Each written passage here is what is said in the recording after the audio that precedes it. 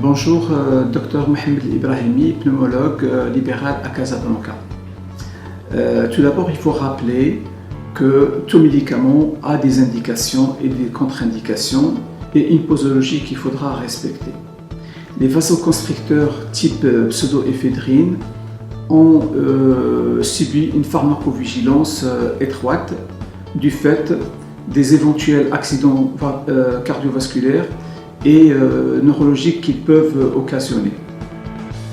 L'agence, il y a une enquête, un rapport d'enquête qui a été mené à partir de 2012 qui a conclu qu'en fait ces effets indésirables sont très limités, de l'ordre de 0,2 accidents par million d'utilisations.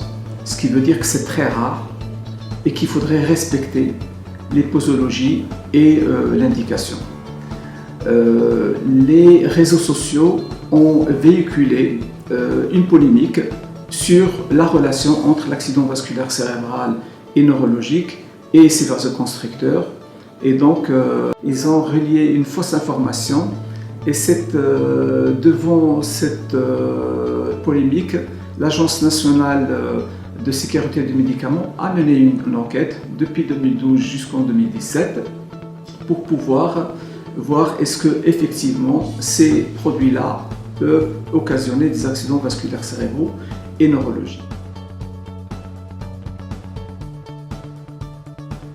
Les résultats de cette étude qui s'est étendue de 2013 à 2016 avec pratiquement un échantillon de 2900 patients et 220 centres de cardiologie. Ces patients avaient déjà un facteur de risque cardiovasculaire et qui étaient victimes d'un accident vasculaire cérébral ou d'un infarctus du myocarde.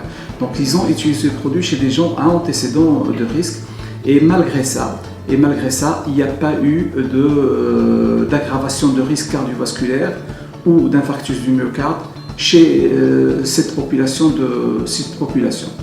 Donc, suite à cette étude, l'Agence nationale de sécurité des médicaments ne remet pas en cause le traitement par les vasoconstricteurs type pseudoéphédrine. Simplement, il faudra respecter la posologie. Et que le rapport bénéfice-coût est un rapport qui est en bénéfice du produit.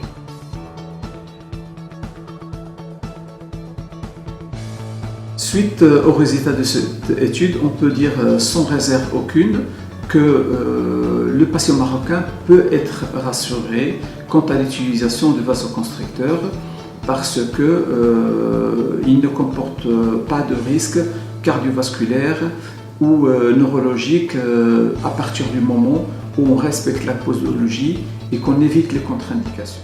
Alors, en conclusion, je dirais que les médicaments type vasoconstricteur sont comme tout médicament qui ont leur indication, leur contre-indication et qu'on doit respecter leur posologie. Le patient devrait, au lieu de s'orienter vers les réseaux sociaux, aller demander conseil à son médecin et à son pharmacien. Je vous remercie.